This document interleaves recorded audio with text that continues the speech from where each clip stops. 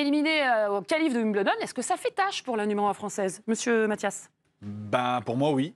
Malheureusement, j'avais pas trop d'expectatives comme beaucoup de monde, mais finalement, avec le contenu du match et les chiffres surtout. Ah, t'as des chiffres. Elle jouait il a la les stats. 197e mondiale. Enfin, elle n'était pas loin de ce classement il n'y a pas très longtemps. Ok, elle n'avait jamais joué sur gazon, mais elle a été incapable de s'ajuster aux conditions. Tu as dit le vent a tourné, le vent il a tourné dans le mauvais sens. Elle a été mal placée sur un nombre de balles incalculable. Elle n'a pas réussi, comme à Roland, à être aussi efficace sur son service. À chaque fois qu'elle l'a été, elle a largement dominé son adversaire. Tactiquement, incapable d'éviter le coup droit de la Canadienne qui, visiblement, avait quasiment que cette qualité-là avec le service. Donc oui, moi, je suis déçu. On n'avait pas trop d'attentes parce que je pense que même si elle gagnait aujourd'hui, demain ou après-demain, elle allait perdre contre Bianca Andreescu, qui est quand même une forte joueuse, et même sur gazon.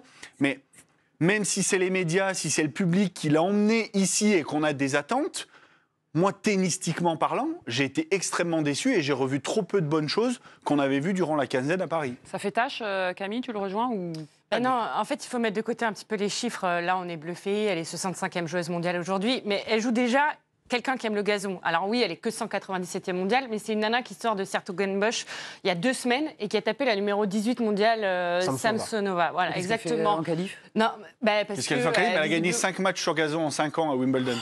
Non, mais c'est pas la question. C'est qu'aujourd'hui, elle a beaucoup plus d'expérience qu'une Loïs Boisson sur gazon. Et en plus, elle a le plein de confiance qu'elle a fait il y a 2 semaines où elle est sortie du tableau des qualifs de Sertogenbosch. Elle a tapé un gros premier tour, une numéro 18.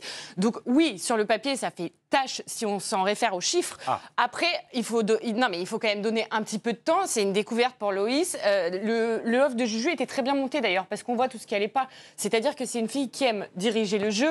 Là, elle était prise par le temps, que ce soit au service ou en coup droit. Elle n'arrivait pas à installer son agressivité normalement. On a vu, elle avait même des réflexes où elle glisse comme sur terre, alors qu'en fait, c'est pas les mêmes glissades du tout. Ouais. Même si son préparateur physique nous en a parlé dans le journal en disant on a pris le temps de travailler, etc. Mais il y a plein de choses à ajuster. Et c'est pas en un match qu'on va se dire, elle peut régler, ça y est, c'est bon, elle a perdu le premier set, elle s'est relancée dans le deuxième, donc maintenant on attend qu'elle gagne. Il faut lui laisser du temps, c'est une découverte. Moi, j'attendais pas grand-chose, vraiment, du tout de Loïs Boisson sur ce tournoi-là. Toi, la spécialiste peut-être, mais nous, le grand public, peut-être qu'on est quand même un peu déçus. Ça fait tâche, Fred, numéro 1 française. Pas une seule seconde, parce qu'à un moment donné, tu peux pas, il y a un mois, une femme qu'on n'attendait à rien. Pas du tout. On n'attendait rien d'elle. Et elle a fait un parcours extraordinaire. Personne ne la connaissait. Même. Personne ne la connaissait. Elle a fait donc on est en droit d'en attendre encore mais pas du tout. Peu. À un moment donné, elle était, entre guillemets, personne. Elle fait un parcours exceptionnel, ce qui montre que le niveau global, il est quand même extrêmement grand. Parce que, là, dans ce que j'entends, on est déjà très exigeant, on fait des stats, on sort des trucs. Elle a fait un parcours exceptionnel à Roland-Garros. Derrière, là, elle perd au premier tour. Elle a déjà joué à Wimbledon ? Non. Jamais. Là, c'était pas Wimbledon non plus. C'était quoi ? C'était les qualifs. C'était Roehampton, mais c'est pareil. Merci Camille de préciser ce que je savais déjà. Mais ce que je veux te dire, c'est qu'à un moment donné, il faut arrêter l'ultra-exigence. Je veux dire, le parcours, il est exceptionnel. Elle est sur une structure qu'elle ne connaît pas, qu'elle ne maîtrise pas. Et tout de suite, on voudrait qu'elle soit championne du monde. Non, mais au moins passer un tour des qualifs. Moi, ça m'embête qu'on dise qu'on ne veut pas de l'ultra-exigence. Évidemment qu'on ne lui demande pas de gagner Wimbledon. Évidemment qu'il y avait vraiment de très grandes chances qu'elle sorte dès le deuxième tour. Qu'est-ce que Roland-Garros, sa performance, induit qu'elle sera performante derrière sur gazon ? Rien. Mais hormis de ce qu'elle a montré. De l'exigence de dire, allez, elle a gagné, elle va regagner. Non, c'est du contenu qu'elle a montré. On n'a rien vu aujourd'hui. Le service, le coup droit, il y a eu des fautes incroyables. Je veux bien qu'il faille s'adapter à une surface particulière. Elle n'a pas joué une forte joueuse. Moi, ce qui m'embête, c'est ça. Il y avait beaucoup de vent aujourd'hui. Oui, mais je pensais qu'elle aurait plus d'expérience que personne ne la connaissait. Plus d'expérience. L'autre, elle a joué plus de matchs sur gazon déjà qu'elle, même si elle est nulle. Mais elle a fait une demi-finale. Calme-toi. Ça vaut toutes les expériences possibles, ça. Alors, juste, on va préciser. La nana qu'elle joue, elle était en 2024, elle était aux abois, elle était 500e mondiale. Elle a fait un cursus universitaire aux États-Unis. Elle a mis du temps à arriver, etc. Elle ne cesse de progresser, cette Bronstein, que personne connaît évidemment. Mais c'est quand même une joueuse qui est en pleine évolution elle aussi, qui a que 24 ans et qui visiblement a déjà beaucoup plus d'expérience sur gazon. Donc c'est ce qui m'embête, plus d'expérience tout court. Plus d'expérience tout court, finalement, dans ce qu'elle a montré sur le terrain. Juju a des petites infos en plus. Oui, j'aimerais vous faire partager une petite déclaration de Pauline Parmentier, qui est responsable des projets féminins à la Fédération française de tennis. Coach. Elle a parlé sur le site L'Équipe, en parlant du match de Loïs Boisson. Elle a bien digéré tout ce qu'il s'est passé. Elle est retournée bosser très vite, elle est très concentrée par son projet. Un premier match sur gazon, ce n'est jamais évident. Il faut juste lui donner un peu plus de temps sur cette surface. Cam, c'est vrai que le gazon, c'est particulier. Il faut beaucoup de matchs pour bien appréhender cette surface. Je vais vous dire quelque chose, en fait. Juste pour résumer, Iga Swiatek n'a jamais gagné Wimbledon. Oui, mais elle a peut-être passé un tour des Non, mais qualifs. quand on parle de pur terrien, Loïs Boisson, c'est le cas. Iga Swiatek, c'en est une. 4 fois Roland, etc.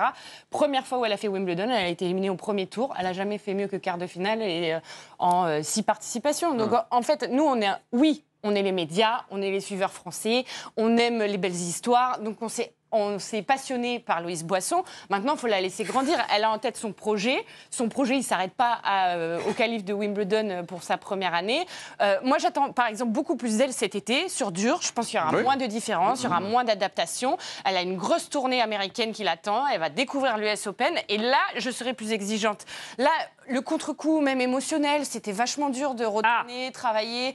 Voilà, il y a toute la tournée médiatique. On en a fait une héroïne de... C'est important que tu en parles parce que son statut a changé, Juju, évidemment. Oui, et son préparateur physique, Sébastien Durand, l'a expliqué au journal L'Équipe aujourd'hui. Elle marche désormais dans un centre commercial. Il y a des gens maintenant qui s'arrêtent pour lui demander un autographe ou une photo et qui la félicitent. C'est toujours bienveillant, sympa, mais c'est quelque chose de nouveau qu'elle doit gérer. C'est vrai que Mathias, même si elle semble armée pour gérer ce nouveau statut, il faut digérer tout ça. Non, mais évidemment, et encore une fois, on revient vraiment à ce que dit Camille. Jouer sur le gazon, c'est vraiment très particulier, surtout quand on est spécialiste de la terre. Mais là, on ne parle pas de surface, on parle de ce nouveau statut. Oui, de ce la nouveau pression statut. que ça Moi, c'est pour ça que pour moi, ça fait tâche. Parce que oui, nous, on est des spécialistes, on est dans l'analyse et on a envie d'aller plus loin. Mais la personne lambda qui a suivi Roland-Garros pendant 15 jours, qui a suivi le parcours, ils étaient quand même plus de 3 millions, voire 5 millions sur sa demi-finale. Donc, ils vont voir quoi demain dans le journal L'Équipe? Ils vont voir Loïs Boisson défaite au premier tour des qualifications. Moi, je vais plus loin parce que nous, on a vu le match et on a eu le temps de l'analyser. C'est le contenu, en fait. J'ai été déçu par son attitude et la faiblesse de certains passages, en fait. C'est ça qui est frustrant. Et quel que soit le travail qu'elle a mis en place pendant une dizaine de jours, le service, c'était pas bon.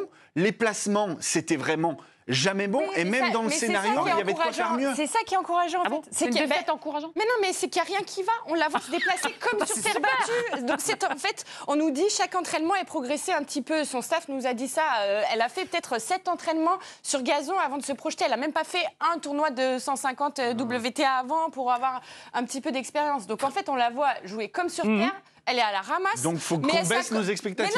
Mais non, mais faut qu'on baisse nos ambitions. Tu vas arrêter de dire expectative parce qu'on ne dit pas ce mot-là dans cette émission. Non, mais faut surtout aimer le tennis et le connaître. Parce qu'à un moment donné, mais même si elle avait gagné Roland-Garros, elle n'aurait pas été favorite sur ce type de terrain. Mais on ne dit pas favorite, on dit passer un tour de... Mais favorite sur le premier tour. Je veux dire, aujourd'hui, t'imagines, elle était inconnue. Elle arrive, elle fait un super Roland-Garros. Elle fait 3 matchs hors du commun. Sur une surface derrière qui n'a rien à voir, c'est pas les mêmes repères, c'est pas le même tennis, c'est pas la même adversité, c'est pas pareil. Donc déjà, c'est pas possible. En plus, pour revenir à ta question, elle change de surface, elle change presque d'identité. Parce que c'est ça, en fait, elle part d'un rôle où elle était personne, et je lui manque pas de respect, ça très bien, moi je suis resté personne, donc j'ai jamais rien gagné, donc j'en mets pas les jambes. Moi, tu mets sur toutes les surfaces, je rebondis à chaque fois. C'est pas ça le sujet. Pratique. Le sujet, c'est qu'elle devient la fille à battre, alors qu'elle n'a pas stabilisé. Avec un public. Mais elle n'a pas stabilisé ses acquis. Moi, honnêtement, j'ai rarement vu autant de monde autour d'un cours de tennis. Du coup, elle était tête de série. C'est le revers de la médaille de la magie. Fou. Ce qui est magique devient tragique.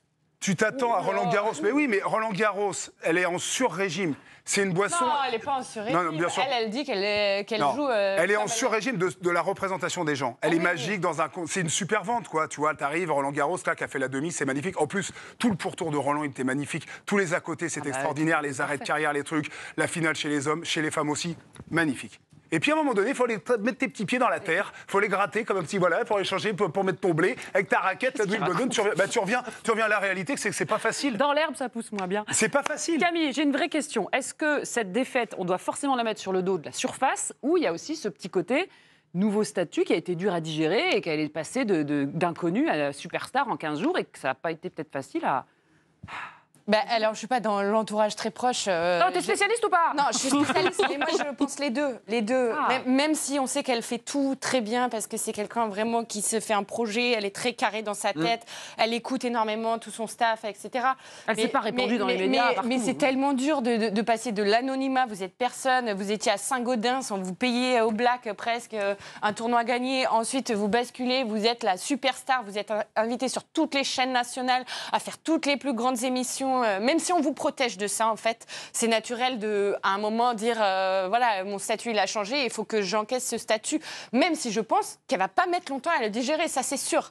Mais aujourd'hui, je pense qu'elle est rentrée avec un sac à dos de tennis plus lourd que quand elle est rentrée à Roland-Garros pour son premier tour. Et dans ce cas, c'est une question peut-être un peu bête, mais pourquoi est-ce qu'elle fait Wim ? Si on sait que c'est pas sa surface, qu'elle va rien faire. Elle avait quand même projeté de le faire, parce qu'avant même qu'elle fasse son premier tour, vous savez, vous inscrivez vachement tôt, etc. Donc elle avait quand même envie de découvrir. Oui, voilà, elle a envie de tout découvrir. Mais moi, je trouve que c'est une très bonne question. C'est une très bonne question. C'est justement dans l'après qu'on va pouvoir analyser, parce que du coup, je trouve, c'est facile de le dire après la défaite, que son staff le met un petit peu en difficulté. Encore une fois, ça fait juste tâche. On n'a pas dit qu'elle avait ruiné tous les espoirs qu'on avait mis en elle, mais je trouve que du coup, ça rajoute un pourcentage de pression sur sa tournée américaine. Ça fait tâche pour les gens, mais pas pour elle. Oui, mais c'est important. Oui, mais parce qu'elle, elle a gagné en expérience aujourd'hui, et ça, c'est ce qu'elle veut, et c'est important pour la suite. Ça fait tâche pour les gens qui ne connaissent pas le tennis. Non, moi, tu sais pourquoi ça fait tâche ? Non, mais je te dis, ça fait tâche pour les gens. Ça fait tâche pour la fédération, parce qu'on se trouve encore des excuses. Comment, à 22 ans, elle a pu jamais jouer sur gazon à haut niveau ? Mais parce qu'il y a 6 cours de gazon en France. On a une fédération qui dépasse. Il y a 6 cours de gazon en France. C'est le grand chef qui a voulu immortaliser ce moment.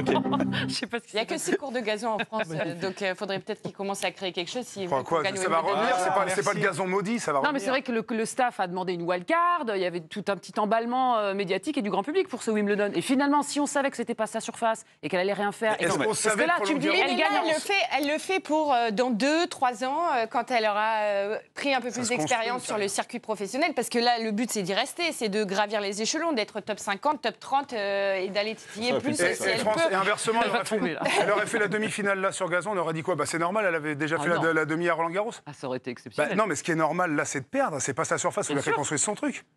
Moi, je vois rien d'étonnant. Enfin, à un moment donné, il faut respecter aussi la progression de l'athlète. Comment elle s'en sort, elle ? Parce que tu dis, elle va gagner en expérience. Elle prend quand même un sacré coup sur la caboche, quoi. En plus, elle revient dans le match, donc elle commence à y croire. En fait, quand je parlais du contenu, au-delà du contenu tennistique... Mentalement, elle s'est accrochée quand même. Ouais, elle s'est accrochée, mais j'ai trouvé... Elle perd 4 heures dans le troisième, elle revient... Il y a beaucoup de moments de frustration qu'elle n'avait pas vraiment montré à Roland-Garros. Oui, mais parce qu'elle maîtrise ça. Et ça, il ne faut pas que ça lui joue sur la tête. C'est là où, le gros travail, pour moi, il commence maintenant.